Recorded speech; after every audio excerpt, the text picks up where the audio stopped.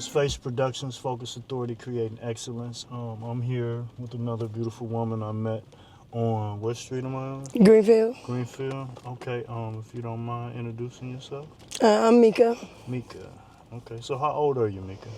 I'm 39. 39? Yeah. Okay, and so would you say that Greenfield is an area that you're super familiar with? Yeah, I've been out on Greenfield since 2018. Okay. Yeah, I started on National and moved on up to Greenfield a little bit. The class of customers are a little bit better. Okay, so when you say customers, what service do you offer? Like, Basically, male. Well, it's male and can be female. Has been female customers in the past, which. Yeah, that's something I was wondering too. Do females ask for your services?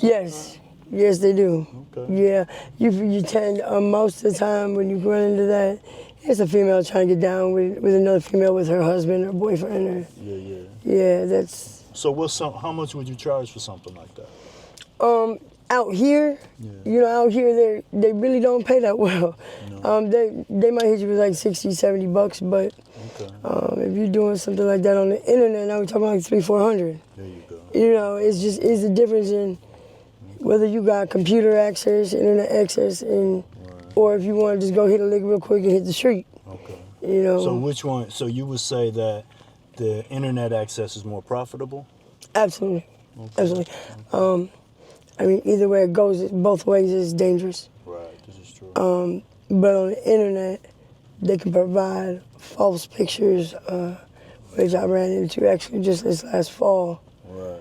And it didn't turn out. It didn't turn out well, but it did because I'm still here and I'm still alive. No doubt. So, but yeah, the internet can be very, very dangerous, incredibly dangerous. You don't know what's waiting for you when you get there. Out here, you mostly do car dates. You know, so you get in a car, you know. And that's dangerous too. Well, it is because you don't know who this person is, what they truly want, what their motives are. Right. And I done talked to a lot of girls who told me, that they got in the car sometime they've gotten raped, they've gotten beat, they've got the money taken from them. Yes, yes, absolutely. Is there any situations you've ran out here that you say were pretty sketchy for you? When I moved here, I'm from Madison. Oh, okay. When I moved here in 2018, I was on National. Okay. And actually, I met my husband that day. Okay. So you're legally married? Well, we've been together since 2018. We've been engaged all the time, but we just keep running. Every time we start planning stuff, we get hit sideways from something and just, kids. We got 7 kids. Wow. So they come first. So a wedding can wait. I mean, we're religious, and my husband is the son of a pastor. Okay. So he. A marriage is a piece of paper if you do it legally. Right. Otherwise, marriage is in the heart. Right. Yeah, we used to jump over the broom back in the slavery days just to let the master know, he didn't know, but we knew that we were masters. Right. Just by jumping. Yeah, we just we have a special place that we went to, and financially we couldn't do it at the time, so we set our vows to each other out there. So. To me, that's my husband. He's not a boyfriend. But that day, someone just decided to take protection off and called him, said something, and he had his way anyway. And I was walking home, and that's when my husband pulled up and was like, "Are you okay?" And I ignored him, but he had seen me the day before out there, and he came back looking for me. And we've been together ever since. So. Bad things happen out here, but no matter how bad it is, there's got to be a positive out of the situation. Right. And you may not realize what the positive is or was until years down the line. Right. But there's a plan for all of us. This is for sure. Yeah. So, what would you say is the end game? How long do you think you're going to keep doing this before you figure out, what the next step would be to solidify a concrete way of, I guess, just existing without having to hustle? Well, as long as a person is on drugs, there's no end game. The end game is death. I got you. That's the end game. That's deep. You know, and I'll tell you, out of all the people I met when I first got here, I think there's only like 5 or 6 of us still left. Okay, And like all the girls out here now, there is a whole new group. I'm like an OG out here, and I'm like, it's crazy, but. So does that scare you? Like, you know, I mean, is that how you see yourself? No, not myself. You know what? I was on heroin and crack for years. I'm no longer on heroin. I smoke a little here and there, but I don't have the chase anymore. And I don't. It just one day I was doing my hair and my friend was like, "Oh, you want to blast?" I'm like, "Yeah, hang on." I just kept saying, "Hang on, hang on." And you know, I like do like tarot cards. I do that. Like I believe in the energies of the universe and stuff like that. But it kept telling me like things are gonna change and basically saying that embrace it. I'm thinking like, oh, they're gonna hit us. The cops are coming. We'll lose it. But my addiction left me, and I don't like. Why couldn't this happen 25 years ago? But just one day in July, I just didn't want to get high no more. Yeah. And even if I like take a black, you know, people they get that first hit and they get that monkey on their back, and they just keep on chasing. I don't get that anymore, and I don't know how, but I've been blessed. I've been blessed, and I'm accepting it because now I can sit down and take a blast with the ladies because they're like, "Oh, come on, do a blast with me," and I'll do one. I can get up and walk away from it. And now my hustle is when we're out of money and something happens and we need money. But I don't forget where I came from. And I don't forget how hard that struggle is. And I try to help these ladies as much as possible. But all in all, they gotta help themselves first. And that's how I got to start doing what I do and providing extra clothes and just the whole vanity makeup mirror and just to be able to sit down somewhere and do your makeup and listen to music. It means a lot because like I said, we were out here 7 years, intense, under bridges.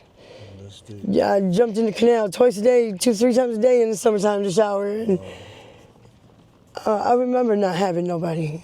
And it's a scary thing when you're out here at 2, 3, 4 in the morning and you ain't got nowhere to go. And you just kind of, what am I doing? You know, I was lucky enough to have my husband that he made sure he was in a tent, but I had a queen-size bed in my tent. You know, he really he did his best. And now we're doing a lot better. And so I pay it forward. And I get back. Like right now it's raining. I'm not in my house now because there's some things going on, but I'll be back there later and they'll be there if I know it's freezing outside and you ain't got nowhere to go. I pull my husband aside. We make pallets on my floor. But it's tough. It's tough. And it's really tough when you lose the people that are around you. Right. You know, I have 84 overdoses. Damn. I personally have overdosed 84 times. Fuck. And my husband has brought me back every time. And that goes like I moved here because I lost my son. I actually have his ashes in my tattoo. I carry him everywhere I go. You see that? Yeah. No, that's deep. Yeah, and so it's like I carry him everywhere I go. And at the time I couldn't figure out why would this happen. And just maybe just a little over a month ago, I finally figured it out. My friend lost her baby. And as I was talking, it was like, that's what it is. My son had to have been born to be my guardian angel. Right. And that's why he was taken. It was, you know, it's all laid out, and at least that's how I believe in it. But like I said, out of every situation, there's a positive out of it. It took me years to figure it out. Yeah. Some But- people still haven't figured it out. No, and some never will. Right. But you just, I mean, whether you believe in God or Odama or Allah, whatever, as long as you believe in something higher than yourself, you've got to believe that somebody or something got you. Yeah. You know, we dance with the devil every night here. Yeah. And even when we tired of dancing, he still keep us dancing. So it's... Yeah, he not gonna give up on trying to fuck you up. That's Yeah. for sure. So, Well, you know, someone explained it to me once. They said, you know, look at it this way. The devil knocking at God's door every day. Always got something new to throw at him. And God wants to win, so he gonna pick his best soldier for the fight. And that's why they say God will never give you more than you can handle. Because God picks you because he knows you can handle it. right. And but sometimes, man, you're breaking up more than I want to chew right now. Yeah. But it'll come around. It'll come around. And that's, you know, that cycle of, you get stuck in, as a female out here, you get stuck in the cycle of, I gotta make money to get high. Right. But I gotta get high to make money. Right. And it's always like, okay, you got a plan coming out here, you gotta make this much money, and I'm gonna grab one bag first, and at the end of the day, you done dubbed yourself to death, and you tired and wore out, and emotionally over it. Yeah. Yeah, and so it's like, keep going. When you sick and you tired enough, you'll know. Right. You know what I mean? You think you're sick and you're tired enough, but you're not, because you're still out here. Right. And that's the addiction. That's the part that And so you say. you get to a point where you're too tired to fight the addiction. Right. You know, so. Okay, not to cut your wisdom. And so you said that you have 7 kids? Mm-hmm. All right, what would be the youngest? My youngest is my son that passed away. Okay. He was born in 2017. Okay. So he would be, what, 8? Yeah. 8, about 8 right now. Okay. Yeah. He'd be turning 8 this May. Okay. And then I have, my son just turned 9 on the 25th. Right. On the 18th of February, I have, right now, she just turned 23, is my oldest. Okay. And then I have another one that's turned 23 in April, that he comes from my husband. Okay. And I have a 19-year-old, no, 20, so 20, 23, 22, 21, 19, and then I have 13 and 9-year-olds. Okay. So, Wow. yeah. Okay, so what is the 23-year-old? That's a female? Yep. Young And lady? she's got 2 kids herself. Okay. I have 2 granddaughters. Right. And I spend a lot of time with my granddaughters. A lot of time.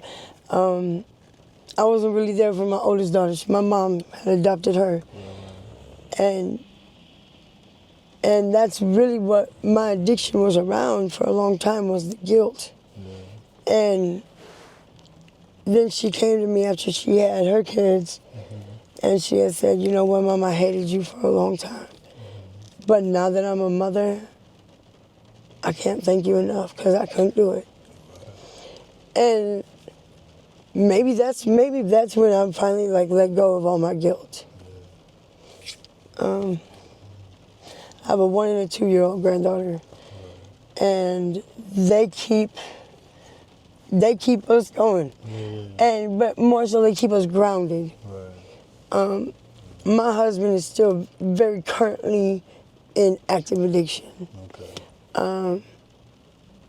and I'm not. So it's hard, because I see him Fight. doing things that, like, I don't remember us being like that. Right.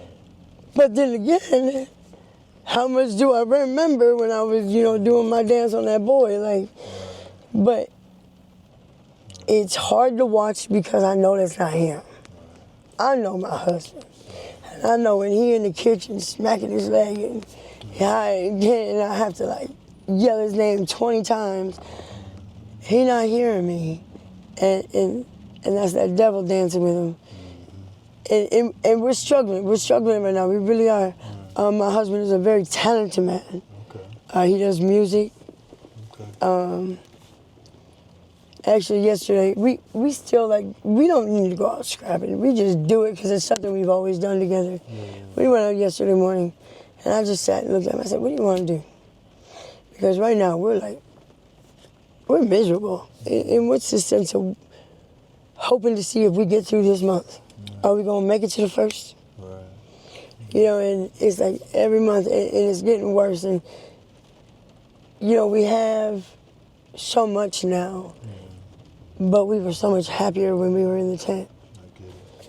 You know, so it's like, I'm cool if you want to just leave everything behind and go get an RV and just go make music.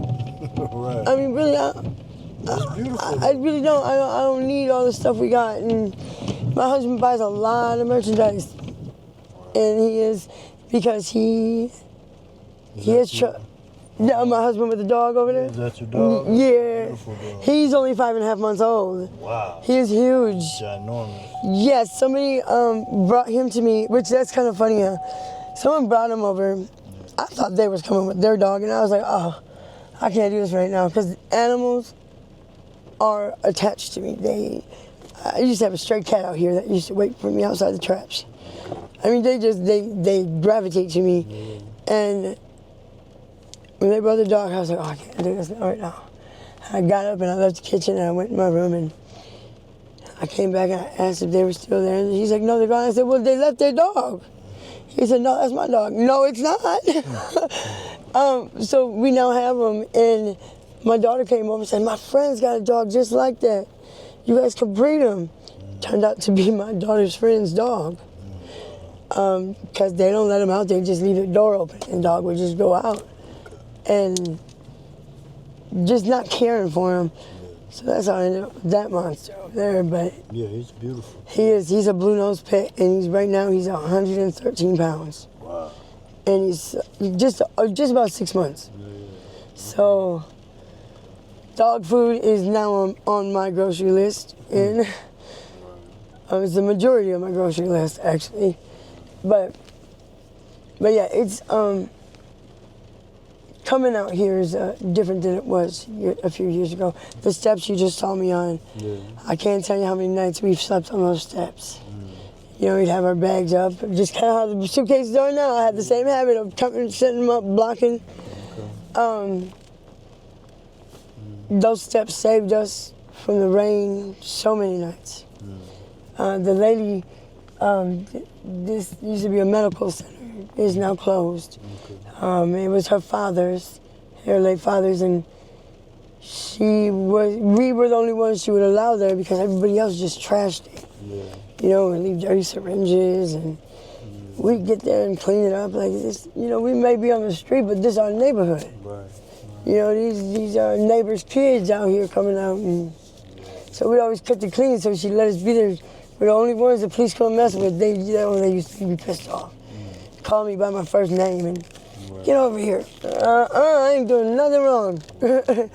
But you know, it's nice still to come out here. It's hard to see that it's still happening. Yeah. The same shit, different toilet. But now it's just, and now I'm in a position where I can help the girls. Right. And you know what? Like the other night, a girl wanted to go out, like, girl, you're so tired, you can't even comprehend what I'm saying to you. Right. She's like, but I gotta go out. No, you don't. It's dangerous, you going out there like that. All it takes is 1 second for you to nod off and not be aware of that person coming behind you. You know, I've been out here when one year there was a guy out here strangling girls with wire. Yeah, we have, I'm sure you heard of the bad date sheet. No, I haven't. Oh, you haven't? So one of the local nonprofits, they come around and help the ladies. They have a bad date sheet, and they talk to all the ladies, and we would tell them about the bad dates we had that week, and they give out the date sheet to all the girls, It's really just it's networking, you know, to keep each other safe and don't do that, don't get in that car and you know what? A lot of girls, it's a nonprofit called Inner Beauty. Okay. They also help with showers and clothing and food. The problem is with nonprofit, they are also mandate reporters. So with that being said, a lot of girls tend to hold back a lot of stuff. And now they all come to me. They'll come to me and they network through me, and I let everybody know about what's going on. And I mean, they still do the Inner Beauty thing, but there's other things that they don't want to share. You know, but they come to me to share it, and I do what I can to help. A lot of their mothers have my cell phone number. Call and they check on their girls, and I have a lot on my plate. I take care of about 20 women, and it's okay. You know, there's days where I'm like, what am I doing here? Well, I mean, you're sort of like an angel out here right now. You know, they need you throughout all the shit that goes on out here. They need at least one person that can say, well, you know, and I need them though. I need them just as much, because sometimes it's easier to deal with other people's problems than to deal with really what's going on. And I need that. I need that distraction. I do, and it also it reminds me that everything I've been through hasn't been in vain. Like I've been through it. I'm able to really talk to her. You know, I go down. There's a trap in the basement of my house. I mean, it's not my trap, but the people that live there, the other people that live in the house, they do stuff, and I'll go downstairs and have talks with everyone, like, hey, y'all. And one day somebody said, what do you know about this, man? Y'all up there making money, and who's making money? Because I'm not making no money. If anything, I'm losing money with y'all here, because I can't let y'all walk out the door without being fed, without clean clothes, without a winter coat. You know, and that's why my husband buys a lot of merchandise from me too, because I mean, we just take care of everybody else, but I also think about, what if we weren't here? A lot of times I do want to go. I do want to just throw my hands up and walk away. I don't want to help. I'm sick of them stealing from me. But it comes with the life when you're out here and you've got nothing. And then you see that one little thing, yeah, she ain't going to even know. Little do they know, I know everything. Everything that's missing. But it's like, and it's hard, because it's like, y'all ain't got to steal from me. I'll give it to you. You know, then it comes into their pride. And someone told me, they said, you know, you help us so much. How, after you fed me, gave me clothes, I got a shower, I slept, and then you gave me the money so that I wasn't sick. How am I going to ask you for that eyeliner? How am I going to ask you for this more? The same way you asked me to take a shower. If you need it, you need it. I mean, and as a woman, you want your eyelashes on. You want your nails done. You want your makeup right. You don't want to use like that broken makeup pencil that's scraping your eyelid, and because you don't got a shirt. I mean, come on now. I get it. I'm there. I get it. Like, I want it all too, and I wanted it all when I was out there, and I didn't have nobody. And my husband did the best he could, and let me tell you, for a guy, he did pretty damn well. But sometimes you need more than that. You need somebody that knows what you're going through. Actually, I'm going to be taking a girl to the post office here. She had put money aside and put money up with me, and then went and bought her son some stuff. And I've been holding on to the stuff now. Now she's got enough to fill a box, and I told her we'll take it to the post office today. So it's raining now, but that's what's on my agenda today. So it gets brighter later. Yeah, it does. What would you tell a young girl that's probably 18, 19, who's just starting to get a taste of this heroin and this cocaine and starting to find herself on the street hustling? You got a long journey ahead of you. You really do. no sugarcoating it. You know, it's very rare that a person gets out here. Yeah. Once a person is out here, their addiction is serious. Period. Their addiction is serious, and you got a struggle ahead of you, and it's up to you on what you want your outcome to be. You sit down and figure out what you want your outcome to be. Because I'm pretty sure. And if it's not jails, institutions, or death, find the closest rehab. Right. I've been through NA meetings. I did actually like 120 in 90 days. I did that once, and then got right back out here and went on a good like 5-year binge. You know, sometimes it takes recovery and relapse.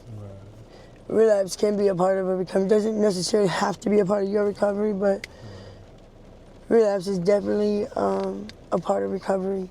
Sometimes you have to be reminded of where you were and where you don't want to go back to. And sometimes that relapse will be your last because you won't make it out of it.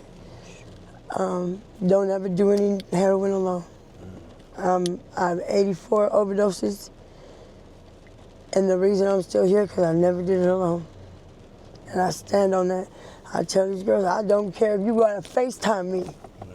Put me and have somebody aware of where you're at when you do it, because this fentanyl out here is killing people left and right, and different strokes for different folks. But just because you had this yesterday and it's the same stuff doesn't mean that your body's gonna tolerate it the same as it did yesterday.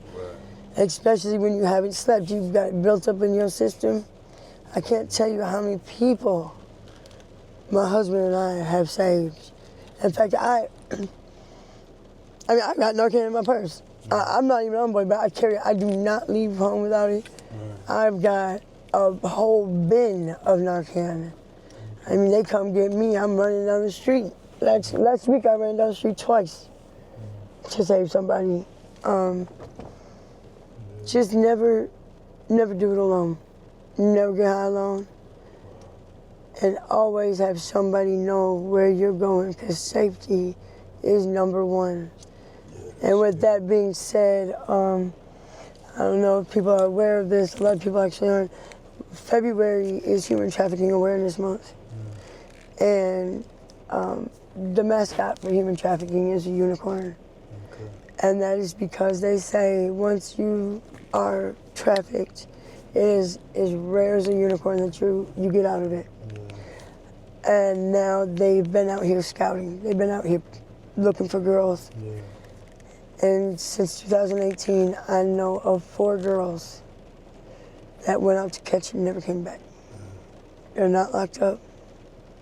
I don't know where they're at. Their families don't know where they're at.